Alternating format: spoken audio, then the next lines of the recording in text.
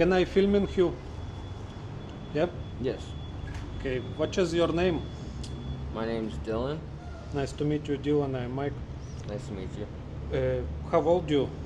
I'm about to turn 33 in October. Okay. Where are you from? I'm originally from, I was born in Toronto, raised in foster care in York region, so like a northern part of Toronto, like Richmond Hill, Stouffville, Newmarket, Markham, a little bit of all over the place. I did finish school. I did a lot of co-op. I went to Seneca for welding. And then at 18, I had to move out on my own.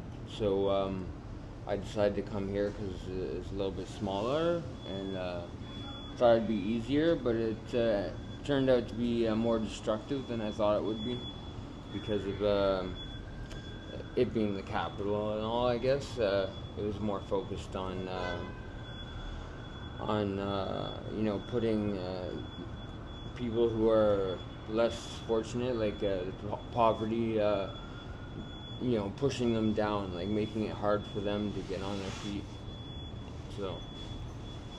And you remember, like, do you have some sister brothers? I've met my half brother, and I have a half sister on my mom's side and a half sister on my dad's side, but I've never met them. I've spoken to them. But more or less, none of my family's really in my life. My mom and dad are kind of like the black sheep of their family, so it kind of makes me the black sheep. So I'm automatically like judged by their parents. Like I come from strong genes. Both sides of my family are very, independent, do their own work, own their own businesses, are wealthy, healthy, high metabolisms on both sides. So I'm fortunate for that. And I unfortunately had suffered severe brain damage at the age of 4 and had almost 60 stitches at the back of my head. So it turned out, I figured out that I have a rare form of brain damage that is unknown except by one doctor in the whole world. So I'm kind of just like pushed to the side because they don't know what to do with me. And it's not a condition that's like you would see, like talking to me face to face. A lot of the symptoms, not even I can really recall because I tend to just have like memory loss. Whenever it seems necessary, I guess. I'm just one day it was like I hated life, and the next day it was like it was a flip of a coin. I was suddenly fortunate for the life I had, and for what I knew, and for the future that I still have. It's one of the things that's kept me strong and kept me alive. You remember your first day when you try some drugs? What is it? And how old sort of, I guess. The first drug I ever tried, I guess, was marijuana. But other than that, like for hard drugs, the first drug I tried was ketamine. And how long? And I was 17. 17. It's injection? No, I just sniffed a little bit. And actually, my friend that I was with, that I did it with, we were riding a bike back home, and he had did too much. I just did a little bit, but he had done enough that what they call a K-hole, and it's like you're awake in action. He was riding a bike, but he was unconscious. So he was just riding, but I couldn't get his attention, and he just drifted off to the side and crashed into a pole. Other than that, the first time I tried drugs after that, Was not up until about 4, maybe 5 years ago, when I was doing very well for myself. I was very independent. I was able to get on my feet despite the challenges I was going through. Being as like I don't really have any family in my life, and I've been pretty well rejected by them. So like I guess yeah, the first drug was I guess um, was cocaine, I think. Um, and I very quickly realized I didn't like sniffing it, and I wanted to know more. So I did my research, and then I actually quickly turned to freebasing it, cooking it, and learning how to cook, which took a long time. Um, and turning to smoking it because it was it seemed like cleaner, and it was more direct and easier to consume, and less damaging. Um, and then I started to realize the change of the actual drugs itself. So like I'm pretty sure the government has something to do with syntheticizing drugs and adding additives to make people do things that they don't want to. So like, which it's like manipulating somebody using a medication. Like um, they. It's like when a patent ends at the 14 years, any company is allowed to make that medication as long as they change the additives that they put, like what they cut it with, the filler, which allows them to put anything they want into it, and if you don't read the fine print, like every, I find like everything kind of society is just corrupt in general, and you might not know what's going on, but you just gotta kind of remember that there's nothing you can really do about it until that day comes where you know like what to do and what you are going to be needed for in the future. Like because I feel like like they say World War II ended, and I feel like the war never really stopped. Like World War II ended, World War III immediately started, but it's kind of like behind the scenes. Okay, and when you try first time ketamine, after ketamine, what do you try? I just smoked a lot of weed as a teen. I was a pretty big pothead, but now I don't smoke weed at all, and I've actually done very well for myself, and been able to subside from negative behavior from like other peers around me, and just try to stay away from the negative people. They seem to just want to take advantage of you or gain something from you in any way they can because of their addiction, and I find it leads them to just like overuse and not have the understanding. Okay. Don't mind her. I find a lot of, especially younger people, don't understand the drug they're doing in the first place. Like they don't know how to use it properly. They don't know. Um, Really, they don't know much of anything about it. They just are smoking it or injecting it, and they're addicted to it. Uh, and it kind of stops at that. So I try to share my knowledge the best I can with who I can find, who is willing to listen to what I have to say. And there's a lot of people who are like, oh, don't tell me, like I already know, I've been smoking for 40 years.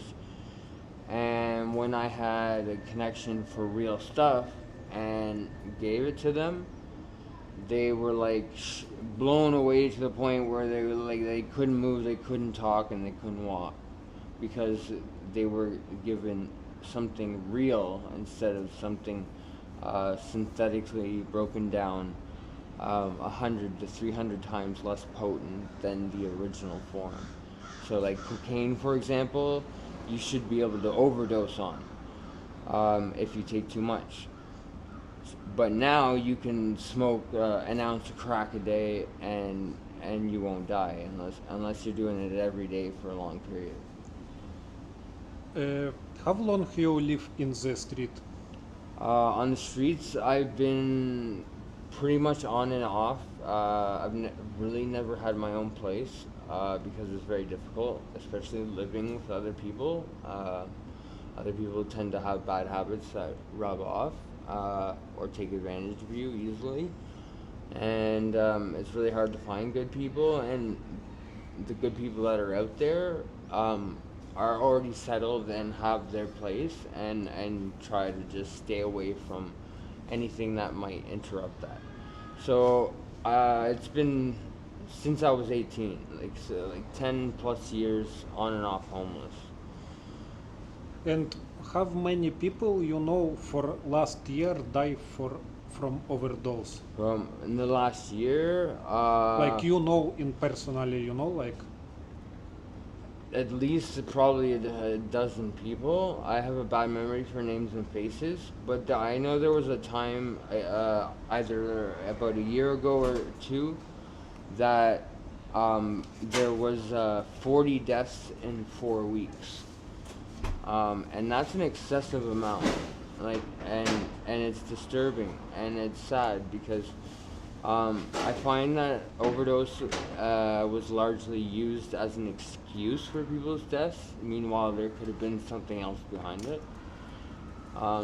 But personally, I don't try to know people too well on a friendship basis because most, like 99% of them, just end up just taking advantage of you if you're kind of the nice type of person. I give everyone the benefit of the doubt, and they'll take that and benefit themselves instead of sharing back. You know? so for last year, how many people you know died? At least a dozen. No? At least a dozen, 12 or at least 12. 12, or around there, anyways. And I'm what not exactly. and what do you think if you go like you close it to these people or no? Sorry. What do you think? Like you know these 12 people, yes? Yeah. Like not like it's not like I was very close with them because our relationship wasn't like very good. No. I mean different question. Sorry, my English not very good. Like, you close it to die, or you have like you think you have more years to live? I think I have many more years to live. I love healthy food. I don't eat junk food often. And I naturally hate drugs, and it was my own choice to start using drugs. It's not like it was peer pressured or something or forced upon. So I find it easier for me to naturally kind of like detox and lessen my use to the point where I just stop using because I have other better things in my life that are healthier for me. So like I find making healthier, better habits is easier than breaking a bad habit, and then eventually there's no time for the bad habits. So. And can you please show your eyes? Focus. Sorry. Oh my god. And how long ago you did your eyes? It's been about 7 or 8 years. I also have my tongue split and Can tattooed. you put please, we have microphone, your head. No, Oh, this. I apologize. But Hey. yeah. Sorry. Focus. Yeah.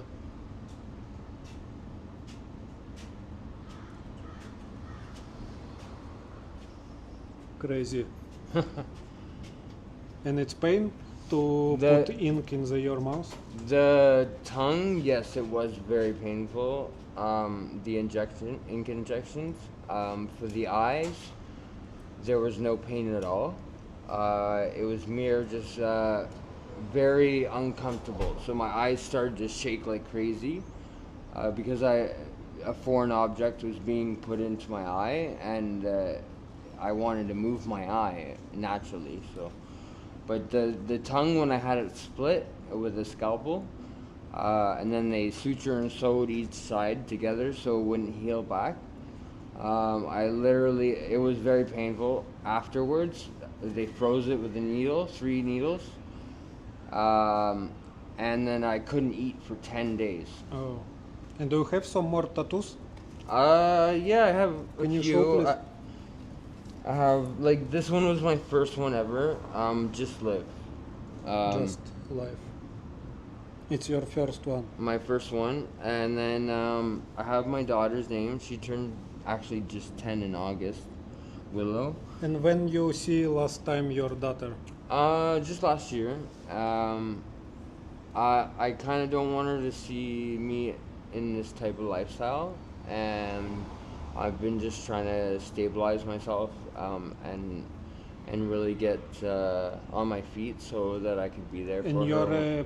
But I was there for a good part of her younger life, so I'm very happy that I was able to be there for her. And your wife? She also has 2 little sisters that aren't mine. But for almost 3 years, I took care of all 3 of them by myself. You miss your daughter? Very much. She's honestly what drives me, what keeps me alive. Can you please tell your message to younger generation who My only message for you is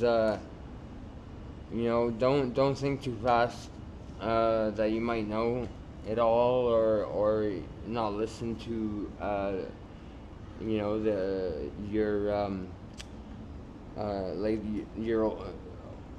the elderly, your older folks, because they have met more people and learned more things than you have by far. So